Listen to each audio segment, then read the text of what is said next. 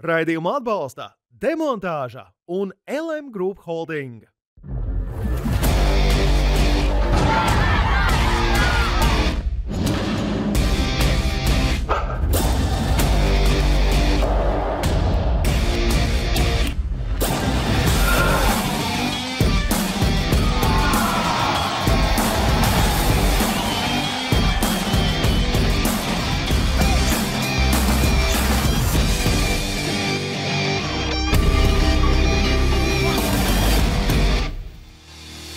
Latvijas dižākie, stiprākie un varenākie ir vīri kā odoli. Mūsu spēka vīri. Šodien tiekamies ar divām spēka vīru leģendām – Raimondu Bergmani un Daini Zāģeri.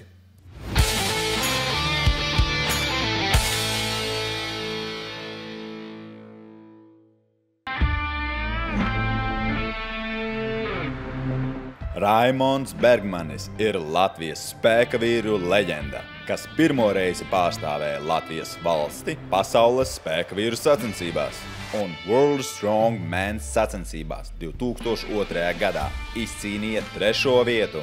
Latvijā viņu dēvē par spēka vīru sporta tēvu. Paldies par tādu titulu, bet pirms es priecīgs, ka turpina iesākt to, tad tam jau ir būtībā nākošajā gadā būtu 30 gadi kā Latvijas spēka vīriem, jo sākās viss 1995. gadā. Bet tas bija tāds dīvains laiks, jo nevarēja tajā sporta veidā tā kā pilnībā ar visu sirdi ieiet tajā brīdī, jo vēl bija 2 olimpiādas priekšā un es nodarbojos ar svarcelšanu. Un tēvs nebija, kas bija mans treneris, ļoti interesēts, lai es vairāk veltītu laiku tieši šim sporta veidam. Pirmā sacensības bija Rumbulas tenisa kortos 95. gadā un Latvijā, un tad tur bija dažādi cilvēki, ļoti interesanti saaicināt. Man grūti pat visus atcerēties un nosaukt, tagad diez vai atcerēšos jau ko, bet zinu, ka mēs vilkām zirga ratus, tad mēs cēlām kaut kādas mucas savus, man liekas, kas bija tāds, tas nebija nekāds inventārs, vienkārši, ko varēja tādu sameklēt. Un tas bija Latvijā pirmās, bet man personīgi vēl pirmās sacensības bija Klaipēdā, kas tajā brīdī bija viens no starptautiskajiem tādiem turnīru vietām, kur rīkoja. Tur gan bija ko pabrīnīties, tur bija dziesmu svētku estrāde Klaipēdas, 12,000 skatītāji. Un tā sanāca, ka man bija no treniņa nometnes, man tēvs palaida atļauju aizbraukt uz šīm sacensībām, bet es biju izmežģījis potīti un ar tādu pusklibu es ierados Klaipēdā un satiku visas tās superzvaigznes pasaules. Un arī, kā saka, ja mani nosauc par krustēvu, tad mans krustēvs ir jau aizsaulē aizgājušais Skots Douglas Edmunds, kas ir tiešām šī sporta veida patiesais krustēvs, organizētājs visā pasaulē. Un tā sanāca, ka mans pirmā tikšanās un acu skatiens pie viesnīcas kaut kā izveidoja to dzirksteli, un es vēl nebiju startējis, mūžā es nezinu, kas tas ir. Un viņš satiek, viņš saka, ļoti priecīgs iepazīties, es tev uzaicinu uz pasaules čempionātu spēkvīriem. Bet es vēl neesmu pat startējis, es nezinu vispār, vai es varu kaut ko izdarīt. Nē, es redzu un es tev uzaicinu. Diemžēl man bija jāatsaka, jo es gatavojos olimpiskām spēlēm. Un tad nāca tas sacensības, kurās Klaipēdā vakarā 12,000 skatītāju un tās pasaules zvaigznes. Un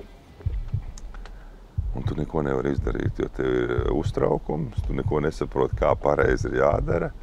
Un tad nāca kroņu disciplīna, latviešu kroņu disciplīna, kas ir saistīta ar mūsu tautas kodu un arī bobslejā.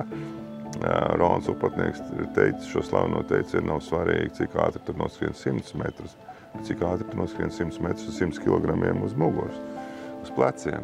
Tad arī šāda disciplīna bija, un es ar visu izmežģīto potītu uzvarēju šo sacensības, un tā bija pēdējā disciplīna.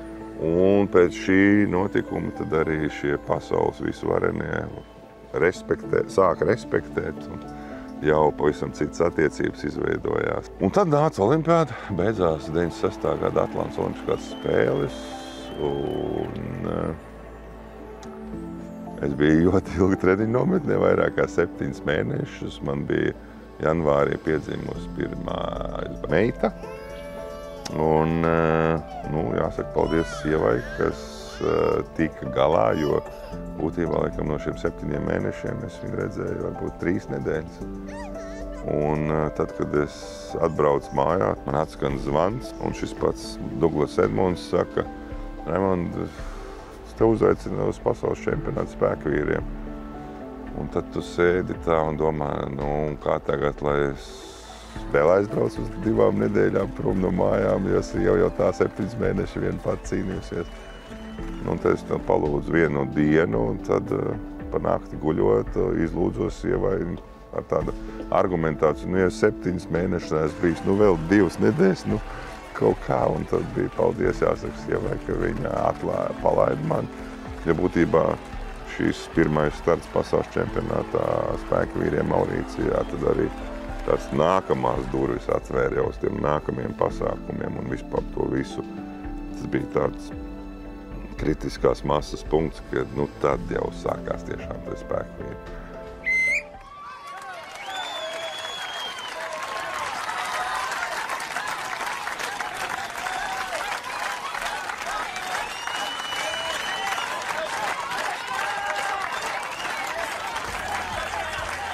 Kur man izdevās arī nepalikt pēdējam pirmajā startā, tad starp šiem finālistiem, kur tiešām superzvaigznes startēja, tā skaitā arī Magnus Sverre Magnussons no Islandes, kurš 4-kārtējais pasaules spēcīgākais cilvēks, un kuram es paprasīju padomu, jo no pat olimpiskās spēlēs es spēju pacelt gandrīz 225 kg, un es nespēju pacelt 120 kg baļķi, jo vienkārši es nemāku celt.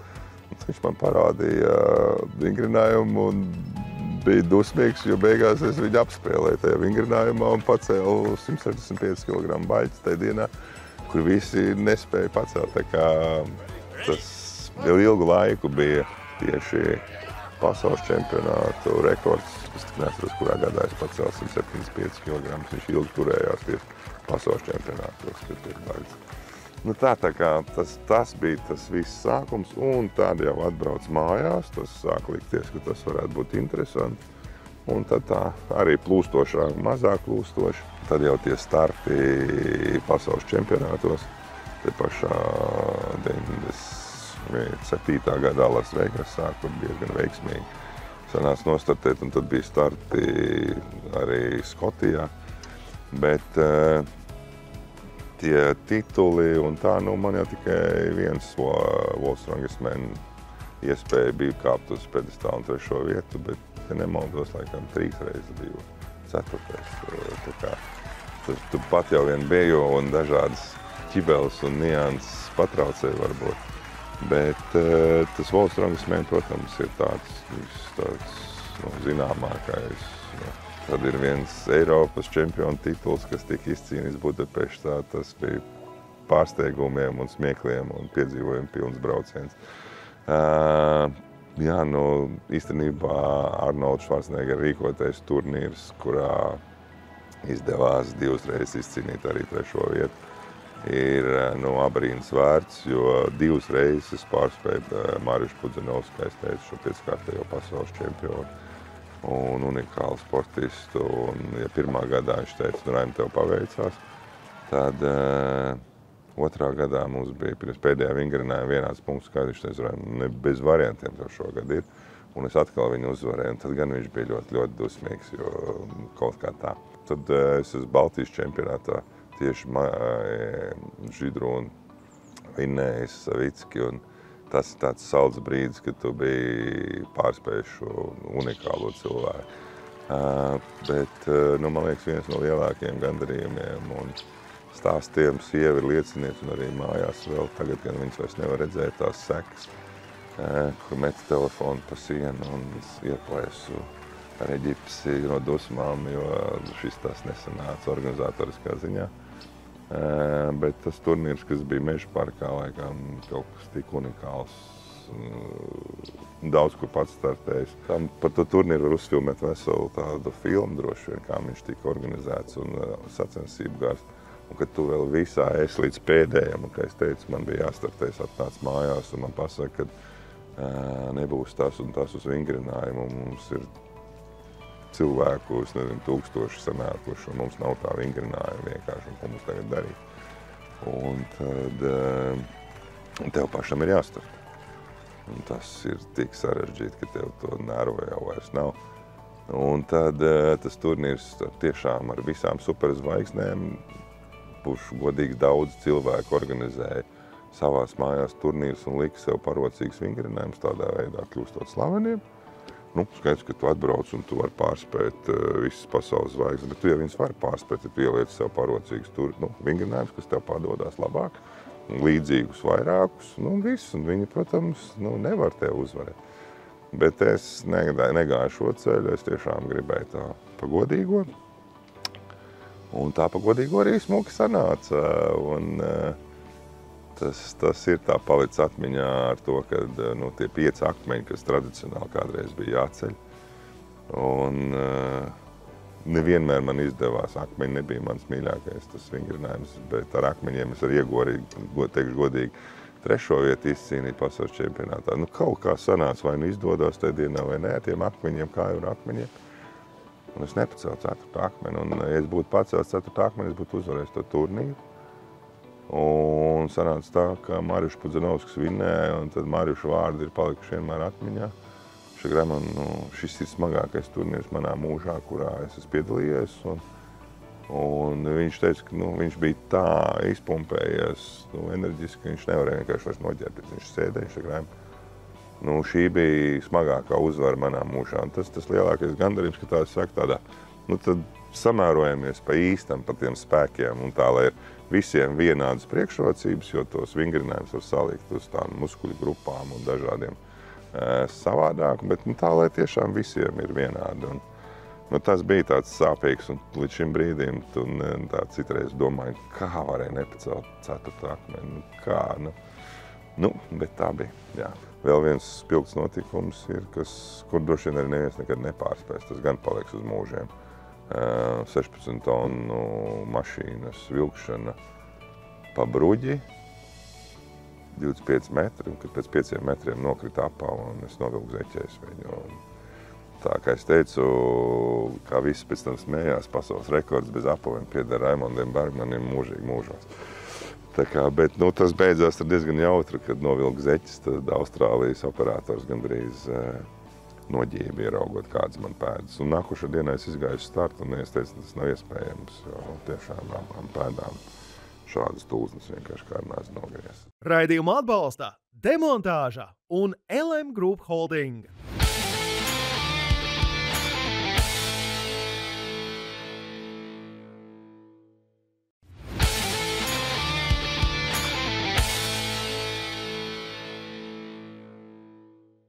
Raidījumu atbalsta Demontāža un LM Group Holding. Demontāžas rekordu dienas grāmatā. Latvijas par spēkvīriem runājot, tad droši vien sākumā gandrīz viss piederēja man, bet pēc tam jau viņas visas, bet tie unikālie, kuras divas pārspēja Dainis, ir baiļu celšana bija, jā, tā bija. Un šī spēka trepa, šo 3 lielo smagumu nešana, un viņš ilgi turējās, un tad Dainis pārspēja šo rekordu. Tas viņam arī bija liels gandarījums un tā, bet kuģi ar vienu neviens vēl nav vilcis Latvijā. Vilcienu ar vienu mēs, man liekas, esam viens pats, es esmu lokomotīvu vilcis, 123 tonnas, man liekas, neesmu dzirdējis, ka kāds kaut ko darīt. Un kopā ar Agri mēs vilkām arī bānīti Alūksnē. Ar vilcienu vilkšanu jau ir leģendārs stāsts, jo tai dienā, kad man bija jābrauc mēģināt, man piedzima dēls, Teodors. Es aizbraucu uz Jelgavas depo, vilku to lokomotīvu, un tad viss smējās, atbrauc tāds Es smējos Pepiņš, un tagad Vilks Lokomotīvs, jā, kas viss tur bija kaut kā bija noplūdusi informācija, un tur bija salasījies diezgan liels pūles skatītāji, un es nekustās, viņi pilnīgi saprot, ka tur nav variants, un tu nevar saprast, jo tu esi, kā es teicu, es zinu, ka citi cilvēki ir to darījuši, es saku, tā nevar būt, ka es kaut ko es fiziku, kaut kas nav pareizi. Tad jau visi pasmējās un aizgāja projām. Es saku, pamēģinām pārsiet uz otru pusi. Tad mēs vilkām uz vienu galu, jo to jau to sliedu liekas, ka viņam ir taisni. Un pārsējām uz otru pusi, aizmugurē un izkustinām. Tad jau es zināju, ka tā lieta notiks. Bet tas prasīja diezgan jautru stāstus, ka no piepūles paciņi visi mazie asins kapilāri pārplīs, un es vakarā atbraucot uz slimnīcu. Dabūju brāzienu no sievas par to, ka tu gribi mūs par bāriņiem atstāt, tā kā bija jautri pirmo dēlu sagaidīja ar zilām acīm abām, bet, tie bija tādas lietas, kuras bija unikālas, no kurām īstenībā viņas vairāk ir iespieduši atmiņā ar to sajūtu un uztraukumu. Piemēram, es nedomāju, ka tas izsauks tik milzīgu interesi no cilvēkiem. Lidmašīnas vilkšanas laikā pie lidlaukas, es domāju, ka 2-3 tūkstoši cilvēki bija atbraukuši skatīties, kā es vilku lidmašīnu. Un es saprotu, ja es viņu nepavilkšu, tas būs kaut kas, tāda izgāšanās dzīve. Man bija tāds uztraukums, es nevienās sporta sacensībās dzīvē tā nebija uztraucies. Un tajā brīdī, kad tu saproti, ka viņi sāk kustēties, un tad tev viss tās emocijas, tāpēc arī panorāmā lika pīkstuļus virsū, ka es bļaudu prieku man visādas sliktas vārdus, un tajā laikā tie bija tādi unikāli, interesantas lietas, kas man likās. Tā kā, varu teikt, ka esmu vilcis visas 3 lietas – vilcienu, lidmašīnu un kuģi. Demontāžas rekordu dienas grāmatā.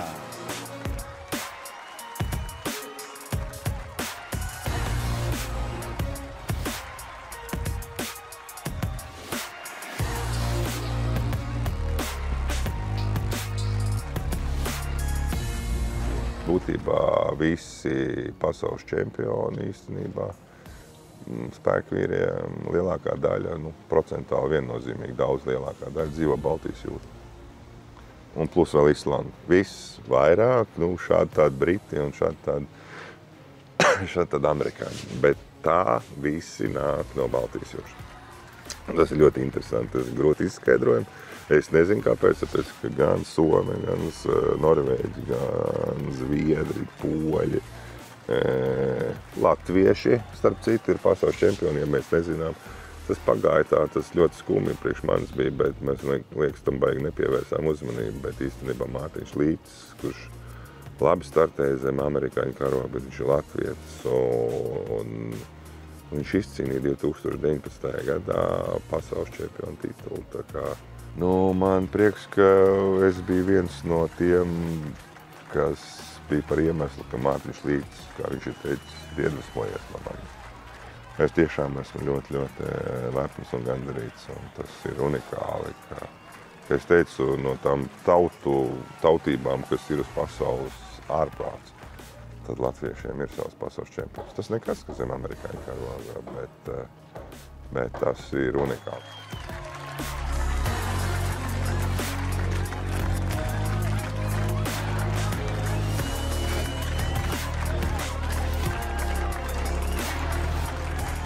Es vispār novēlētu visai Latvijai, ne tikai spēkvīru sportistiem, ticību un darīt, un tad jau un lepoties, jo, kā es teicu, mums ir Latvijas ir pasaules stiprākais cilvēks, Mārtiņš Lītis, un es novēlēju mums vēl būt atkārtojums, un vēl kāds kļūt par pasaules čempionu, varbūt zem Latvijas karoga, ne tā kā Mārtiņam sanāca zem amerikāņu karoga, bet tām nav nozīme zem kāda karoga, bet tas, ka tas ir latvietis un spēkvīriem. Un droši vien es novēlētu spēku, pacietību, lai pietiek spēku organizēt, turpināt šo, jo tas ļoti, ļoti nav viegli. Un lepoties, jo mēs vienmēr esam bijuši stipra tauta. Un es ceru, ka mēs tādi arī būsim. Es novēlu, lai vienu dienu sacensību laikā pasaules čempionātā visaugstākajā mastā uzvilkt latviešu karu.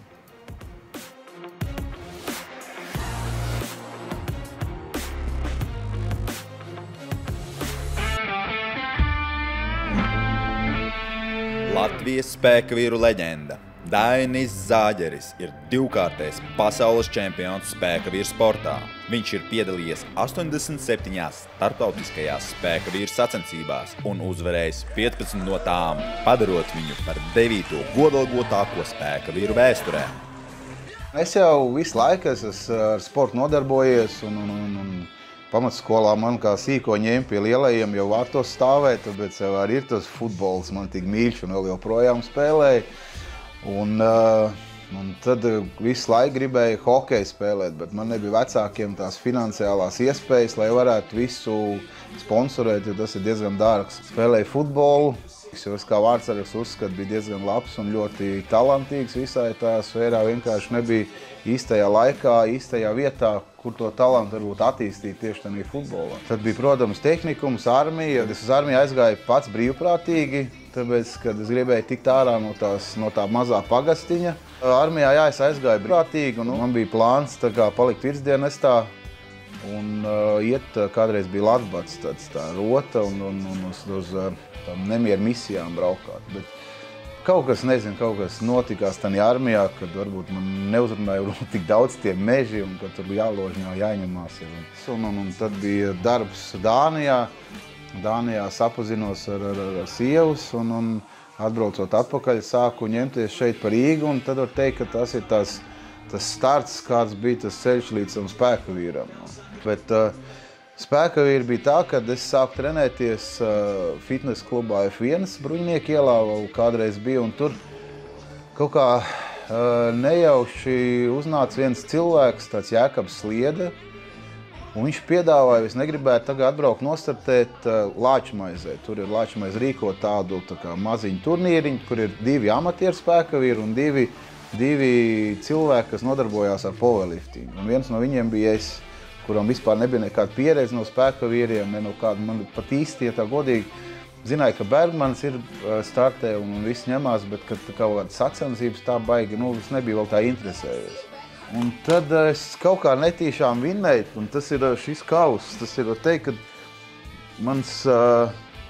mans karjeras, varbūt spēkavīru karjeras pirmais iesākuma kauss, ko es dabūju, ka Lāčmaizē, tur arī tā lāpstiņa un tas tāds tur bišķi stīpi ir tāds.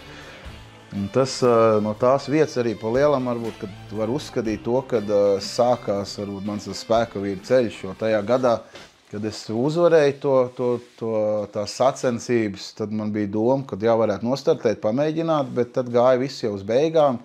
Un tad es sazvanījos ar Agru Kazeļņiku un sarunājām tur, ka viņam tur ir treniņi, un tad es braucu un jau pirmajā treniņā viņā bija izbrīnīt, ka es neko nedarot no spēkavīru lietām, jau 125 kg čemodāns nones visu basketbolu lauku, un viņi pateica, ka man liekas, kad, ja nemaldos, arī uzcēla vienreiz to metāla baļķi, kurš jau pat ir, tagad spēkavīriem ir diezgan smags, un kad viņi grūti, un es kā pirmo reizi atnācu, un tad tie pateica, te jau varētu būt kaut kāds lietas koks.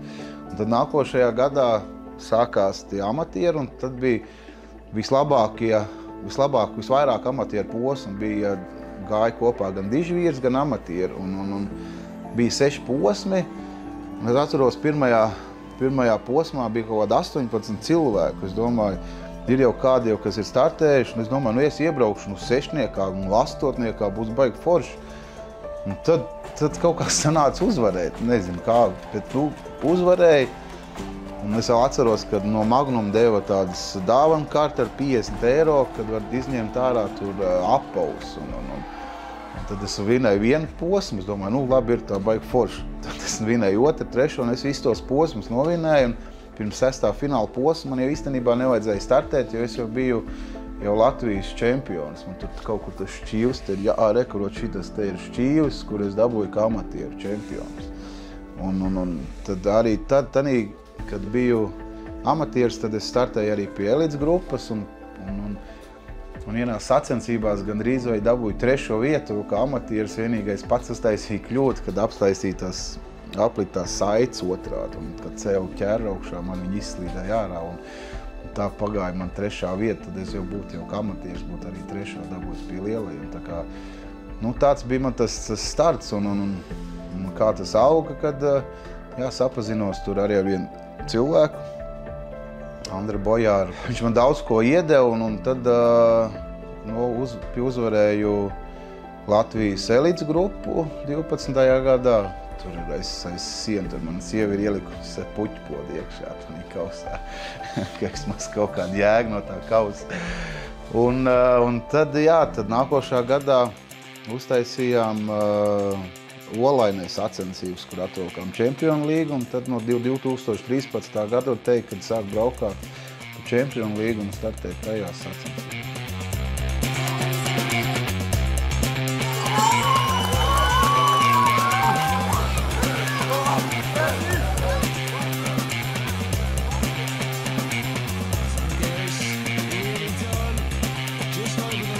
Protams, lai vai kā, bet, ja tu izvēlies, tas neatkarīgi, vai tu esi spēka vīrs, kurš sporta veids, tad veselība tur droši vien, ka nebūs pirmajā vietā. Tas ir skaidrs, ka to savienot galīgi grūti ir.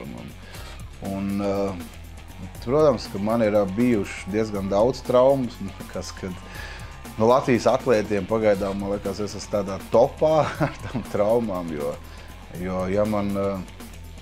ja kādreiz Bergmans teica, ka tas nav spēka vīrs, kurš nav noplējis bicepsu, tad man viņi jau ir 3 noplēsti.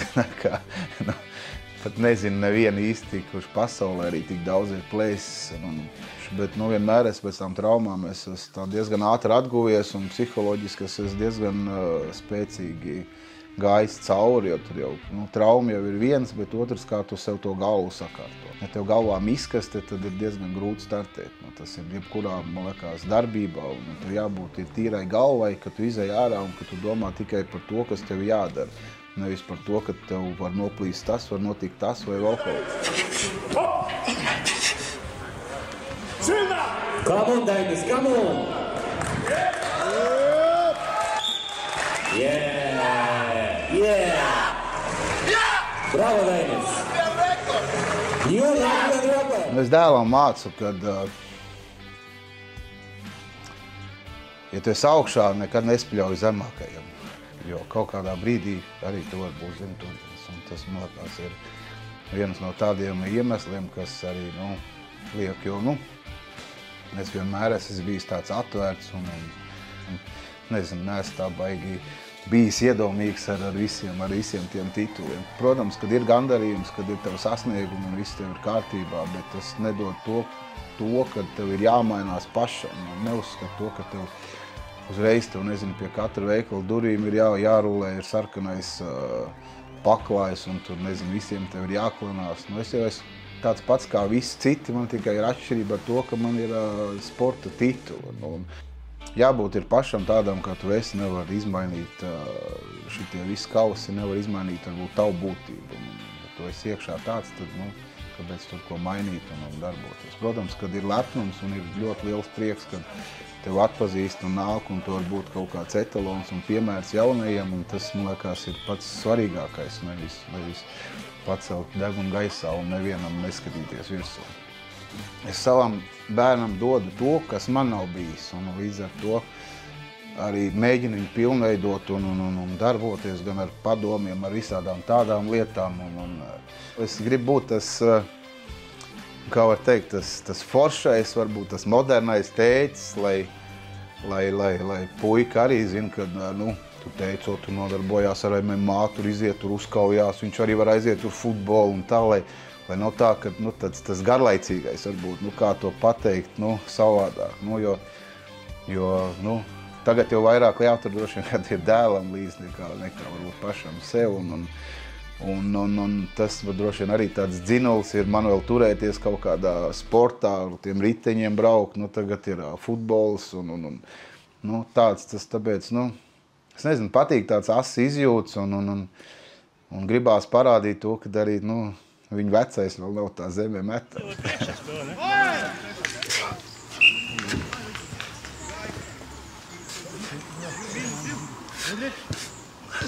Diezgan svarīgi man šitien tertenī pasākumā kājas iesildīt, jo man te ir plīsušas un.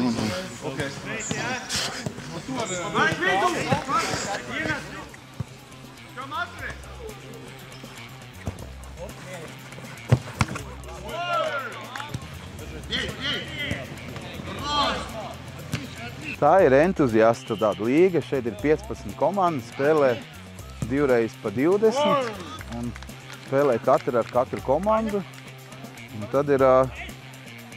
tad mēs te ņemamies, jā, tā kaut kā. Un pat īstenībā pēc otrās kārtas bija labākais spēlētājs, man iedeva balvu. Tāds patīkam. Man patīk tāds varbūt lauzs stereotips par kaut kādām lietām, jo daudz domā, ka tu esi spēka vīrs, nu tad tu tikai vari pacelt, nest, ēst, gulēt un neko nedarīt. Bet man patīk kaut ko pārbaudīt sev, pārbaudīt kaut kādas savas spējas. Man liekas, ka dzīvot vajag tā, lai tev būtu vērts atcerēties, jo pa lielam mēs jau dzīvojam tādām emocijām un visas tās lietas, lai būtu pēc tam, ko stāstīt, būs tu, nezinu, mazbērni vai vēl kaut kas un atnāks tev vectētiņi, nu, ko tu esi sadarījis savā dzīvē. Man būs, ko viņam pastāstīt. Un man liekas, ka tās ir kaut kādas tādas vērtības, pie kurām vajadzētu pieturēties un vajadzētu dot tādu lielāku motivāciju varbūt viens otram, lai beidzot iziet ārā no tās komforta zonas un sākt sev pārbaudīt. Jo es vienmēr esmu uzskatījis, ka cilvēku spējas ir neierobežotas, kamēr tu neesi viņas pārbaudījis.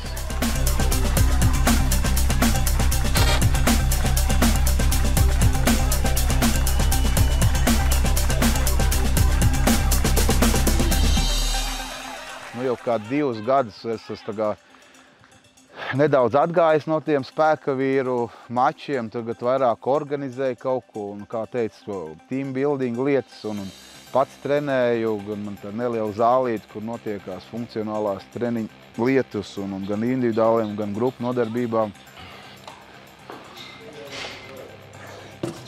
Tā, šeit nākam, izmetam bumbu, izmetam hops. Pumpīts. Un šitās, 5 piegājieni, jā, nemainamies, vingrinājumi 5 piegājienas, jā, pēc. Šeit pārlecieni, šitie te, hops.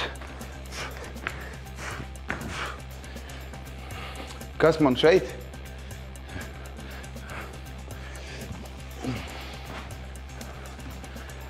Šeit kāpelējām.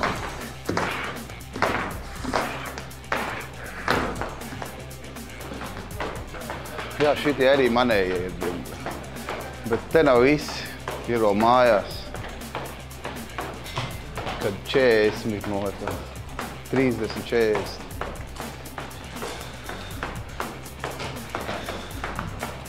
Tas koka tā trofeja, kas tur ir, tā īstenībā ir viena no smagākajām, man liekas, jo es biju aizbraucis es strādāju Kojotos pa apsargu un man 9 aizēja braukt uz Igauniju uz sacensībām. Un es biju domājis, ka 5 beigsim es un aizbrauku mājās, vismaz pagulēšu kaut kādas dažas stundas. Un sanāca tā, kā vienmēr pilns tas Kojots un mēs 2 apsargu un nevar neviens aizbraukt mājās ātrāk. Un beidzām 8 es aizbraucu mājās, 8:30, pusstundu, tad atlaidos, paskatījos griestos un braucu uz Igauniju uz sacensībām. Bija pirmais vingrinājums, es neatceros, bija lakta, jāveļ riepa, vēl tur kaut kas bija, un man viss griezās pēc tam. Domāju stāties ārā, jo man nereāls likt, bija gāju vemt, likt pirkstis mutē, bet nekas nenāca. Bet tad stāstīju, es atbraucu 300 kilometrus, lai izstātos. Nu, nē, gāju un pēc katru vingrinājumu es gulēju, man viss galvu griezās, man zem ar debesīm gāja kopā, man bija baigi slikti, nenormāli. Beigās es vinēju tās sacensības. Nezinu, kā tas izdevās, bet nu, tas tā interesanti. Burtiski viņa. Nu, jā. Kā? Jāņčoks iet iekšā uz rokām. Tā.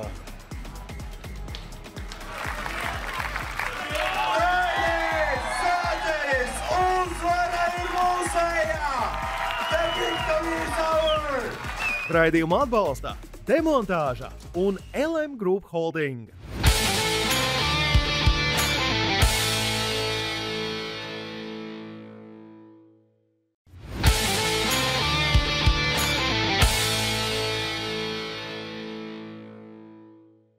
Raidījumu atbalsta Demontāža un LM Group Holding. Spēka vīram droši vien, kad nevienmēr jau varbūt, ka viņš varbūt ir pārāk spēcīgs vai vēl kaut kas, bet arī droši vien jābūt ir mentāli spēcīgam, lai būtu kārtīgs spēka vīrs. Un spēka vīram ir jābūt tādam vīram, kas var pacelt daudz ko vairāk nekā varbūt kaut kādu parasti ikdienas cilvēku. Un nedomājot par to, vai tas tev ir parocīgi vai neparocīgi. Un tā, kad mēs esam tie cilvēki, kas cels lietas, kuri varbūt nav tur tie roki tur paredzēti, vai tur tas, tur šitas, un mums ir jāpieiet un jārāda. Es laikās bijis tāds enerģisks un uz kaut kādām lietām, tāpēc ir, protams, ka tas, kad grib parādīt arī puikam to, kad ir visu laiku jāiet, ir jācīnās, un tas ir tāds viens no varbūt motivatoriem, un viņš arī grib sasniegt kaut kāds rezultāts sportā, kad tev ir jāiet, ir jādarbojās, un tev būs jebkurā sportveidā, jebkur arī būs savu veidu kritieni, un es mēģinu mācīt arī puikam par to, ka pēc katra kritiena piecelties divreiz spēcīgāk. Jo, tas, man liekas, ir tas svarīgākais. Galvenais, ka tu nokrīt, neguliek lejā, bet celties augšā un ar divreiz lielāku jaudu. Tas, man liekas, ir tas, kas mani mēģina vilkt uz priekšu.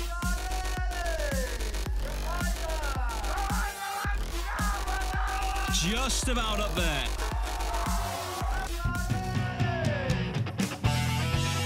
Fakti, ko nezināji.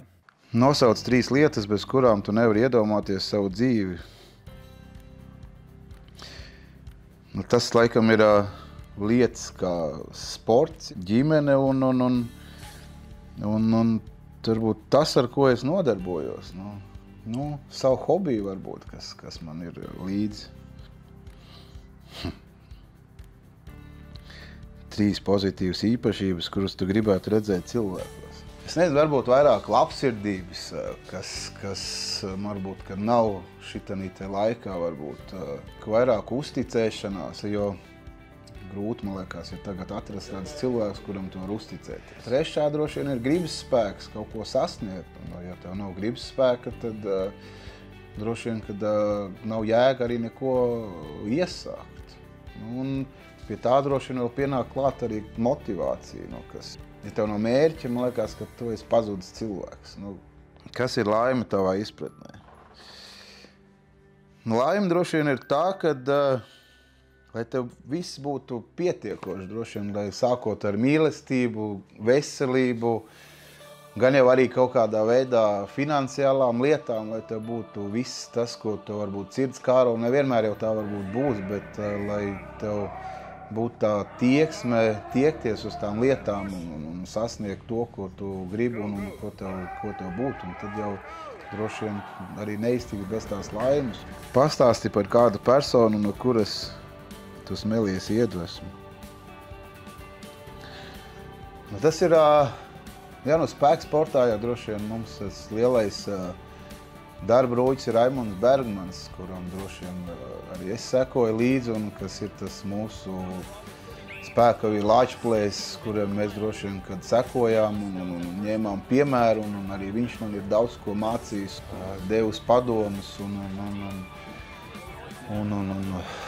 tā kā atbalstījis ar saviem padomiem. Un tas, man liekas, ir tāds tas mūsu spēka vīru un vīrišķības etalons, laikam, te Latvijā, kam vajadzētu sekot. Kāda veida ģimenes atpūtu tu izvēlies?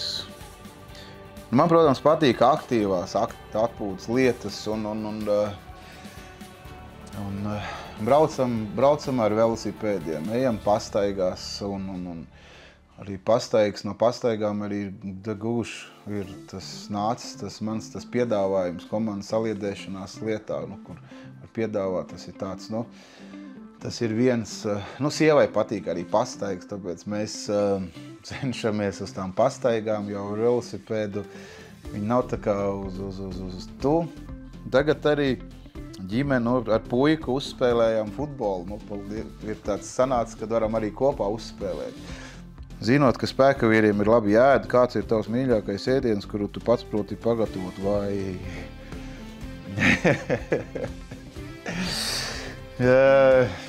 Jāatzīst, ka tā gatavošana nav man tās labākā īpašība. Dziedāšana, arī dejošana pie tām pieder. Bet... ko es pats pagatavoju, es pēc receptēm gatavoju plovu un diezgan labi sanāca. Tas bija tāds, man liekas, mans šedevrs. Bet, protams, var uzcept arī kartupeļus. Man ļoti izdevās tādas kartupeļu kubiciņas cept tur, un tie tur bija, bet nav man tā ēdienkarte tik daudz, tik liela, kad es viņu tur tā baigi var izvērsties. Vai tev ir kāds mērķis vai sapnis, ko tu gribētu sasniegt nākotnē? Mērķim jau man liekas, kad mērķim jau vienmēr ir jābūt dzīvē, savādāk jau, mērķim un sapnim savādāk jau tā dzīve paliks tāda vienmuļa un nebūs ar cik interesanti. Bet mērķis ir, protams, uz doto brīdi gribētu dabūt to līmeni zālītē, kurā es trenēju ar cilvēkiem, lai būtu tādi pilnvērtīgi. Tas arī pie tās laimes varbūt pieder, lai būtu tas finansiālās lietas. Un tagad strādājam, lai mēs dabūtu to zālīti pilnu un darboties ar tiem saliedēšanas pasākumiem. Un tur īstenībā man ir tāds baigais spīts uznācis, kad gribās būt tur labākajiem un būt tiem foršākajiem tieši tajās lietās, ko es tagad daru un uzsācis. Tas ir viens ir tie plosti, pārgājieni un rīkošanas lietas. Un tur es gribu parādīt to, ka es varu būt labāks varbūt par daudziem, kas to dara. Un tas varbūt ir tāds, par ko es diezgan bieži aizdomājos, un kad tas ir tāds mērķis un brauc arī uz tiem pasākumiem, un es gribu to, kad ir pieprasījums, nevis man jāzvana, bet man zvana un prasa, ka mēs gribam no tevīm pasākums, un davai tas varbūt ir tāds no mērķiem, no sapņiem, kas varbūt ir tagad, un tas arī man ir, es uzskatu, ka man izdodās tās lietas, un vajag forši tā kā, pie to tagad tiek strādāts un darbojamies. Mīļākais sporta veids, kuram tu seko, izņemot svarcelšanu? Protams, kad top 1 jau ir futbols, man dēls tur spēlē un cenšos būt blakus viņam katrā spēlē un atbalstīt viņu. Protams, kad kā jau latvietim bez hokeja, vai ne, tas jau droši vien, kad nebūs ritīgi. Protams, basketbols, bet kad iet arī tās izlases spēles, tad, protams, kad skatos arī viss. Bobslēs man patīk skatīties un biatlons arī, kā viss tur ņemās. Tā kā ir daudz sporta veidu. Fakti, ko nezināji. Runājot par tām traumām, katra trauma jau iedod tev tāpatās psiholoģiskā tādu zīmi, kad varbūt ir jāpadomā tomēr, ka tu bišķi jāatlaiž, varbūt tas sports ir. Un jebkurā sporta veidā ir tā, ja tu, piemēram, pieeji pie kaut kāda, ja tev ceļš, kā es to skatos. Es pieeju pie riepas un man jau uzreiz ir tā schēma, kas tur darbojās, kādi muskuļi un kas tur var plīst. Un līdz ar to, ja tu sāc par to domāt, tad tā ir zīme, ka tev ir vai bišķiņ jāiepauzē, vai tā kā jāiet varbūt nos no tās skatuves. Nav jau pa lielam īstenībā es tā teicu, kad es esmu beidzis, vēl jau neesmu tā gājis tādā plašā publikā varbūt ar to, bet ir pa lielam jau ir pagājuši kaut kādi 2 gadi, kas tā kā bišķi tā kā attālina varbūt ar to. Ir doma, kaut kāda uznāk doma, varbūt uz Ameriku aizlidot, tur ir tas official strongman, tur ir 40+, varbūt kaut kādas atvadas sacensības, varbūt jānostartē Latvijā, bet to es tā baigi nesolu, bet kas to zina. Tiekamies pēc nedēļas, kad uzzināsi, kurš no Latvijas spēka vīriem pēc profesijas ir medicīnas nozares pārstāvis un spēka vīra, kas teju 20 gadus dienē Latvijas nacionālajos bruņotajos spēkos un ir elites grupas spēka vīrs.